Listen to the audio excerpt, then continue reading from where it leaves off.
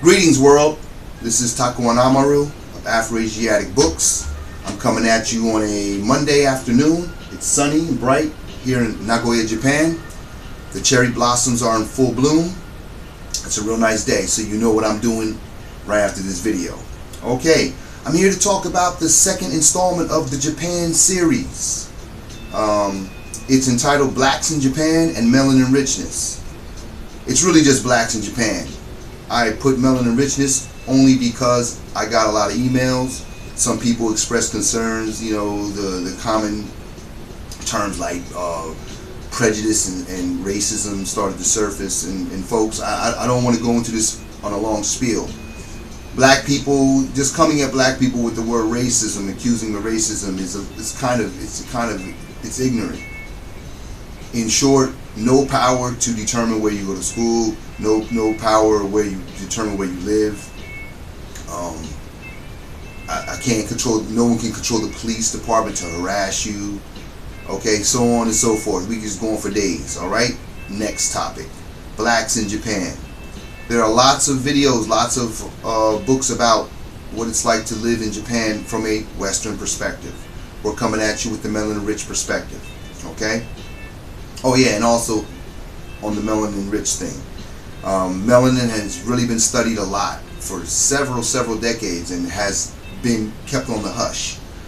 Recently, and when I say recently, in the last 10 to 15 years, people like Dr. Richard King, Dr. Frances Cress Welsing, who just made her transition, rest in peace, and a number of others, Dr. Carol Barnes, have published works that really talk about the attributes of this substance that can be described as magical.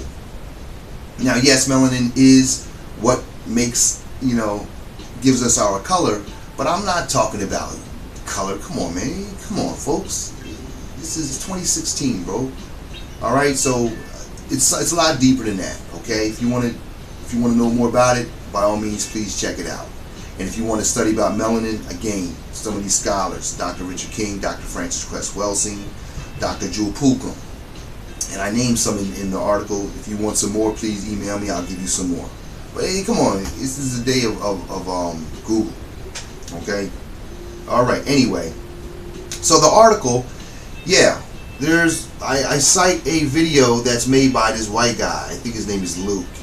He's from Saitama, and he really goes hard on white folks, calling them really corny. They don't have any aspirations.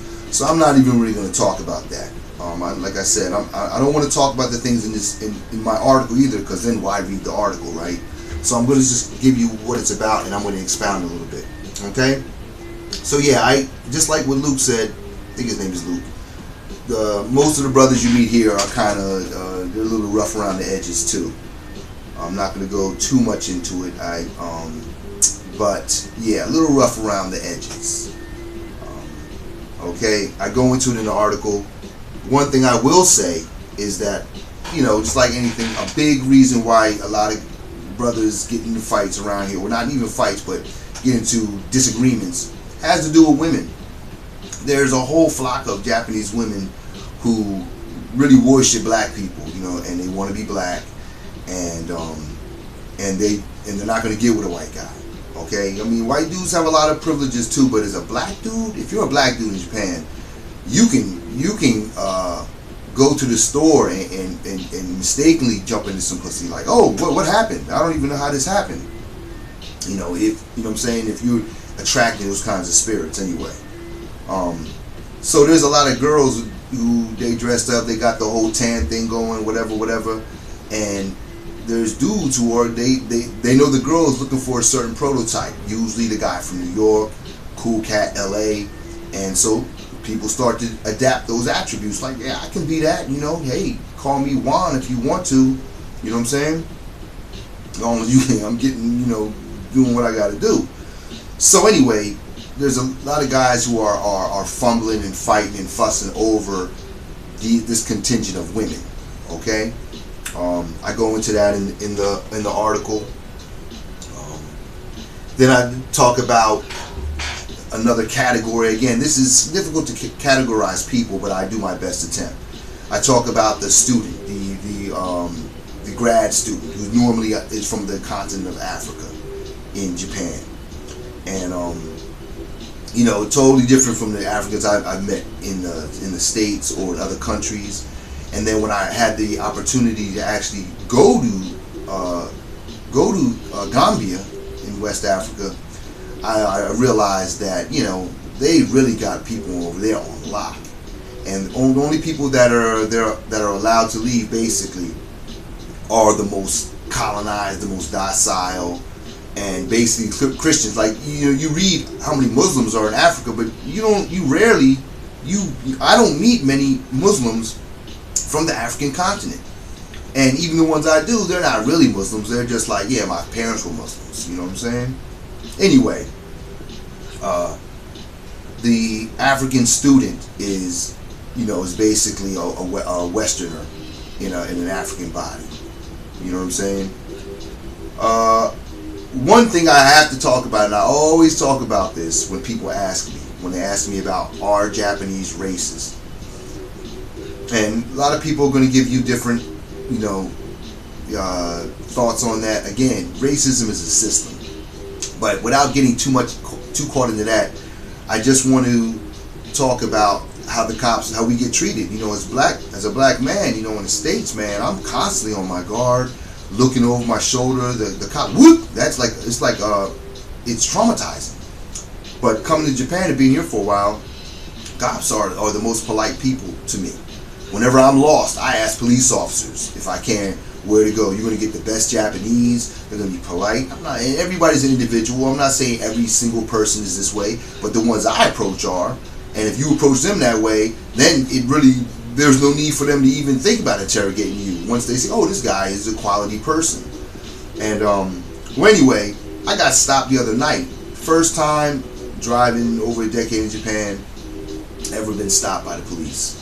And I ran the red light. It was a red light. I ran a red light and I ran it. And it was no reason. It was stupid. But they came up smiling. Hey, what's going on? And they talked to me in a couple minutes. I was driving away.